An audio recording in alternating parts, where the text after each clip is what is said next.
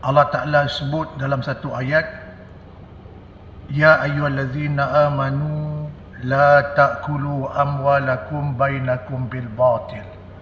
Maksudnya ialah, wahai orang-orang yang beriman, kata Allah, jangan kamu makan harta di antara sesama kamu dengan secara batil. Secara batil maknanya secara haram, dan dia adalah tidak halal dan tidak dibenarkan pada segi syarak. Ramai di antara kita orang-orang Islam yang terlepas pandang, yang mana mereka faham dan kita juga faham makan harta secara batil, seperti makan harta secara sumber yang haram daripada rasuah, riba, judi, curi, tipu dan sebagainya.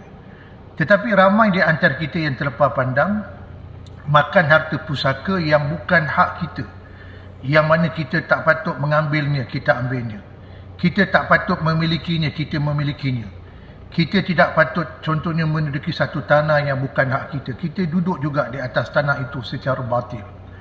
Maka seseorang itu ataupun mereka yang ambil, makan, memiliki ataupun menduduki harta pusaka yang bukan milik mereka, yang mana mereka tak patut mendapatkannya, memilikinya ataupun mendudukinya, maka adalah haram.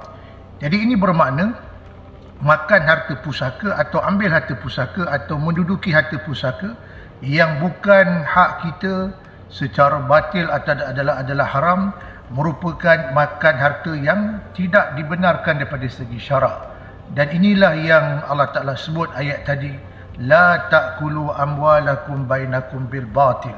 Jangan kamu makan harta di antara sesama kamu secara batil, termasuk juga makan tadi harta pusaka yang bukan hak kita, yang mana kita tak patut mendapatkannya, dan kita mendapatkan juga, maka ia adalah haram di sisi hukum syarak.